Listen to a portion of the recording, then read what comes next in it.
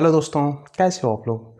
दोस्तों आज के सेशन में हम लोग ये देखेंगे कि ये फाइनल ईयर के स्टूडेंट को क्या क्या स्ट्रगल्स होती हैं actually if they want to come in IT sector, what should be the approach for that. So आज के सेशन में हम लोग यही सारी चीज़ें देखने जा रहे हैं कि उनको क्या करना चाहिए और वो कैसे आईटी सेक्टर में आ सकते हैं।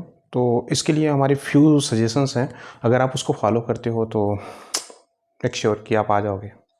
और या तो वो सारे सजेशन अब बस वीडियो में 5 से 10 मिनट बने रहो और मैं चीज़ों को एक वन बाय वन करके शेयर कर देता हूँ, तो या it would be helpful for you. या सो गाइज, पहली चीज़, अगर आप फाइनल ईयर में हो या आप थर्ड ईयर में भी हो, सो पहला मेरा ये सजेशन होगा कि आप फोकस करो कि आपके कॉलेज में कौन कौन सी कंपनी आती है, कौन कौन सी आईटी सेक्टर की कंपनी आती है।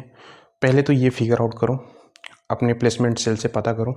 अगर आपको जब ये चीज़ पता चल जाती है कि कौन कौन सी कंपनियां आने वाली हैं आपके कॉलेज में and you are going to sit their exam, तो पहली चीज़ ये फोकस होनी चाहिए कि गाइस वो क्या क्या उनका प्रोसेस होगा इंटरव्यू का, या क्या क्या उनका सिलेक्शन का प्रोसेस होगा। आपको ये सारी चीज़ें जाननी है। और गाइस मेक श्योर कि आपका फर्स्ट फोकस होना चाहिए कि हम कैसे कैंपस प्लेसमेंट ले लें। जैसे कोई भी एमएनसी कंपनी आ रही है या इवन टीयर थर्ड कॉलेज होते हैं, इनके यहाँ भी एमएनसीज हायर करती हैं, वो भी मास रिक्रूट करती हैं।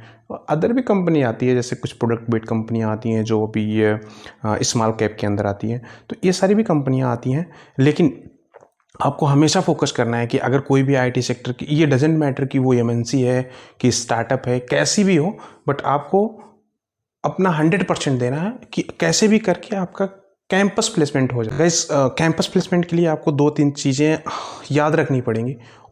कंपनी जब आती है आपके कॉलेज में, तो उनका एक इंस्ट्रक्शंस होते हैं, इंस्ट्रक्शंस में वो डायरेक्टली मेंशन कर देते हैं कि if student is having 65 more than 65% या 65%, then only that student can sit in their exam, otherwise that student is not allowed। तो इस तरह की चीज़ें भी होती हैं। तो मेक श्योर कि आप जब थर्ड ईयर में हो या सेकेंड ईयर में हो, तो आप अपने परसेंटेज को मेंटेन करके रखो, एटलीस्ट 65%, मोर देन 65%। मुझे याद है कि मेरे कॉलेज में कुछ कंपनियां तो ऐसी आई थी, वो 70% के राउंड मांग रही थी, लेकिन मोस्ट ऑफ कंपनी 65% मांगती हैं। तो मेक श्योर करो कि आप के परसेंटेज जो फाइनल ईयर तक के हैं वो टोटल 65% से ज़्यादा हो। अगर आप 65% मेंटेन करके रखते हो, तो आई डोंट थिंक कि कोई कंपनी आपको रिजेक्ट नहीं करेगी, मतलब आप एटलीस्ट उनके एग्ज़ाम में बैठ पाओगे। एक तो फर्स्ट थिंग कि you have to maintain more than 65%।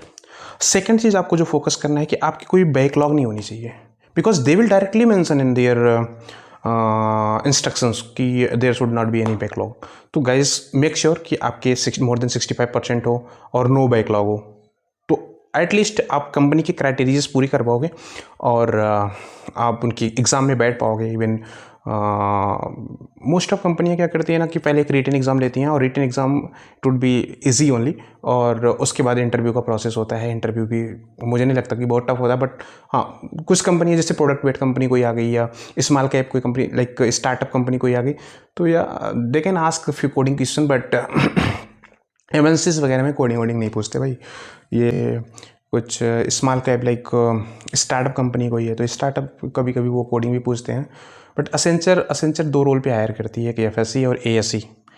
तो एएफएससी के केस में या वहाँ पे कोई एक कोडिंग राउंड भी होता है, बट एएससी के केस में कोई कोडिंग राउंड नहीं होता है। इन्फोसिस, टीसीएस, कोई कोडिंग राउंड नहीं होता है। इनका बस नॉर्मल एक क्वांट एप्टीट्यूड इनका टेस्ट होता है।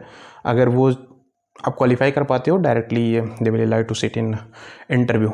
सो या ये चीज़ इनकी प्रोसेस होती है। और don't worry about these things, because quant, reasoning and ये सब आपको पढ़ के रखना पड़ेगा। फाइनल ईयर में हो तो you should be prepare all this things, because या if you want to campus placement, so be prepare for this. And या गाइस, एंड सेकंड चीज़, अगर बाय द वे आपका सिलेक्शन नहीं होता है फाइनल ईयर में भी हो, कैंपस प्लेसमेंट आपका नहीं हो पाया, किसी भी कारणवश नहीं हो पाया, लाइक क्वांट नहीं तैयार था या कुछ भी, तो don't waste your time. I will directly suggest to you, don't waste your time.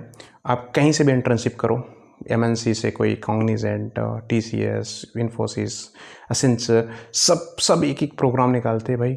आप किधर से भी जाओ, आप इंटर्नशिप करो, इंटर्नशिप कंप्लीट करने के बाद update your LinkedIn, update your नौकरी पोर्टल, और रेज्यूमे अपडेट करो, उसको डेली बेसिस पे अपडेट करो। दोनों पोर्टल की बात कर रहा मैं, लिंक्डइन, नौकरी पोर्टल को भी डेली अपडेट मारो। और सेकंड चीज़, अगर आपका परफॉर्मेंस अच्छा रहता है तो आपको इंटर्नशिप से ही वो कंपनियां उठा लेती हैं, इवन वहाँ से भी कुछ प्लेसमेंट्स हो जाते हैं। मेक श्योर हो कि आप अपना 100% दो उसमें, और चीज़ों को लाइटली मत लो until you are not getting selected in IT sector, because आज के डेट में ना कंपटीशन कुछ ज़्यादा बढ़ा है because of this open AI, क्योंकि फ्रेशर्स कुछ ज़्यादा ही स्ट्रगल कर रहे हैं इसकी वजह से। ये चीज़ें थी जो फाइनल ईयर स्टूडेंट को मुझे बतानी थी। एंड मेनली मेरा फोकस ये था कि आप का प्लेसमेंट अगर नहीं हुआ, किसी कारण पर आपका प्लेसमेंट नहीं हुआ, तो guys make sure don't waste your time and do internship from any MNC और एनी ST। ये सारी इन्फॉर्मेशन थी जो मुझे आपको बतानी थी, अगर आप फाइनल ईयर स्टूडेंट हो या थर्ड ईयर स्टूडेंट हो। Yeah guys, and next video में मैं आपको ये भी बताऊंगा कि like if you have completed your college and now still struggling to get job, तो इस पे भी मैं एक वीडियो बनाऊंगा गाइस, और या उस पे भी मैं आपको कुछ टिप्स दूंगा कि आप कैसे प्रोसीड कर सकते हो after college also. So yeah, for this video that's it guys. Yeah, thank you so much guys for watching the video.